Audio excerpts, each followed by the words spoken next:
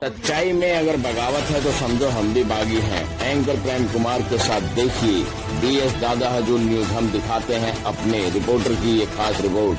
कृपया आप सब्सक्राइब करें, बेल आइकन अवश्य दबाएं। धन्यवाद।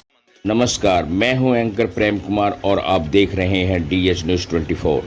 देश के सबसे चर्चित और आस्था से जुड़े सबरीमाला विवाद में आज सुप्रीम कोर्ट से एक बड़ी खबर सामने आ रही है। सुप्रीम कोर्ट की संवैधानिक पीठ ने भगवान अयप्पा जी के मंदिर में महिलाओं के प्रवेश को लेकर दायर की गई पुनर्विचार याचिकाओं पर लंबी सुनवाई के बाद अपना फैसला सुरक्षित रख लिया है।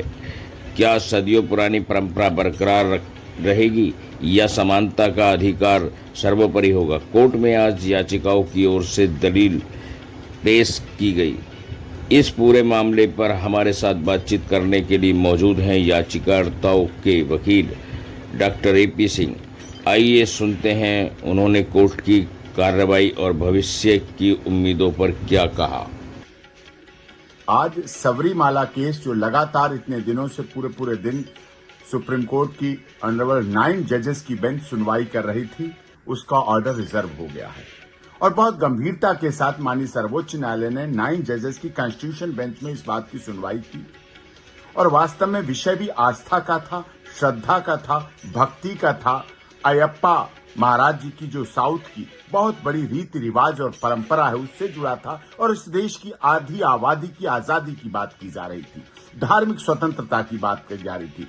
जबकि हमारी याचिकाकर्ता और हमारा यही आर्गुमेंट था, हमारा यही कहना था कि लगातार इस विषय में महिलाओं की स्वेच्छा पर छोड़ दीजिए, उनकी अपनी स्वेच्छा है, कोई बंधन इस तरह का नहीं है और बंधन जब वो खुद स्वीकार करने के लिए तैयार हैं तो उसमें क्यों किसी को आपत्ति होनी चाहिए। आस्था और श्रद्धा में सरकार आए, संविधान आए, माननीय सर्वोच्च न्यायालय नहीं आना चाहिए। जबकि सनातन धर्म की आस्था श्रद्धा है कि महिलाएं 45 दिनों तक लगातार उस भक्ति भाव के कार्य नहीं कर सकती हैं। बीच में ब्रेक होता है तो वहां 45 दिन की यात्रा होती है, तो इसलिए ब्रेक होता है, रेगुलर नहीं हो सकती है।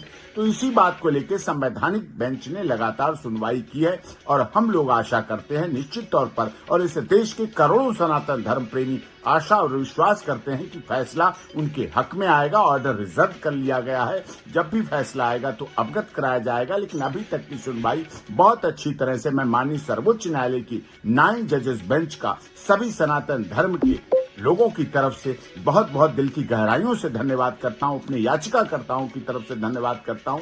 उन्होंने गंभीरता पूर्वक सुना, सब पक्षों को सुना, सरकार को सुना, सारे पिटिशनर को सुना।